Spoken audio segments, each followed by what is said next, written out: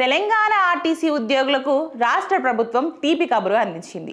సుదీర్ఘకాలంగా ఎదురు చూస్తున్న కరువు భత్యం అంటే డిఏ పెంపును ప్రకటిస్తూ రవాణా శాఖ మంత్రి పొన్నం ప్రభాకర్ నిర్ణయం తీసుకున్నారు.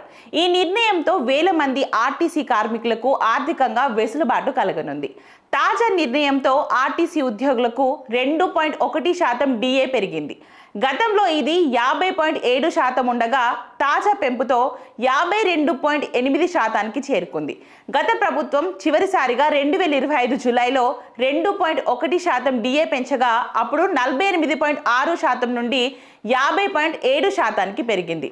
ఇప్పుడు ప్రస్తుత ప్రభుత్వం మరో విడత పెంపును అమలు చేసింది. గడిచిన 3 నెలలకు సంబంధించిన డిఏ బకాయిలను సప్లిమెంటరీ బిల్లుల ద్వారా చెల్లించనున్నట్లు ప్రభుత్వం వెల్లడించింది. ఒక్కో నెలకు సంబంధించి విడివిడిగా ఈ బిల్లులను రూపొందించి ఉద్యోగుల ఖాతాలలో జమ చేయనున్నారు. ఆర్టీసీని ఆర్థికంగా బలోపేతం చేయడంతో పాటు కార్మికుల సంక్షేమానికి కట్టుబడి ఉన్నామని ఈ సందర్భంగా ప్రభుత్వం పేర్కొంది.